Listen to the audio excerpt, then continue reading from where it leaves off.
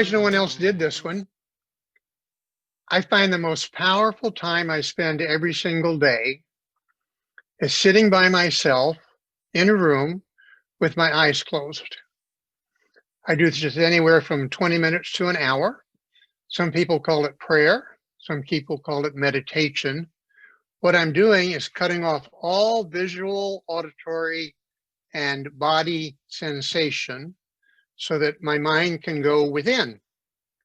I find it restful and calming. I find it peaceful. I find I'm better at concentrating on tasks when I finish. I find I'm a nicer, kinder person to be around. If you study Eastern literature, you'll find that there's also some incredible benefits if you do this for a lifetime or 300, depending on your point of view. But I can't imagine a life hack that is more powerful than meditation, and I recommend it highly to everyone. I'm not going to worry about my timing because this wasn't rehearsed.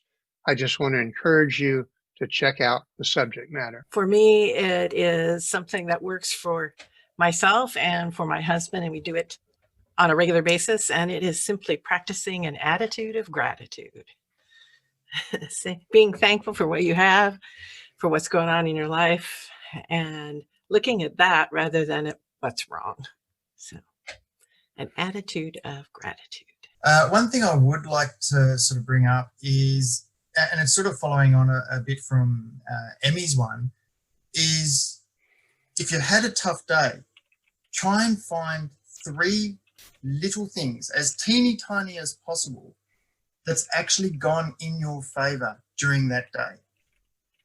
I know here in Australia, I don't know quite what the stats are for the US, but this year in Australia, suicide has jumped 27%. Wow. Was at the start of the year because of everything that's gone on. I mean, like the US has had with bushfires, we had that right at the start of the year that just devastated so many people, and then we had the pandemic, and suicide has jumped through the roof. And thankfully, my workplace, I'm actually a mental health first aider in addition to everything else that I do.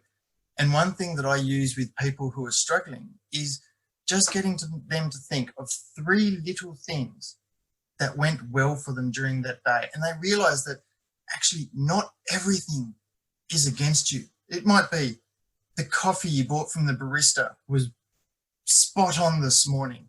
It might be you walked outside and the sun came out from behind the clouds just for a moment, just as you exited the building. 3 little things like that. And it's a very calming, relaxing, and gratifying way to actually finish off a day. So that's my pro tip. I would just like to add on to Nick's and Emmy's gratitude. And I heard something today. We were talking about gratitude in the office, and one of our employees mentioned what he does for, and it really coincides with what Nick's saying with the 3 things, but grab yourself a jar, grab yourself a little box, a tissue box, something that you can take those little things that you found in the day and just drop one of those in that jar. And at the end of the year, the beginning of the year, and this gentleman does this on New Year's Eve, he grabs that jar and he goes back and he reads all of the things that he was grateful for throughout the whole year.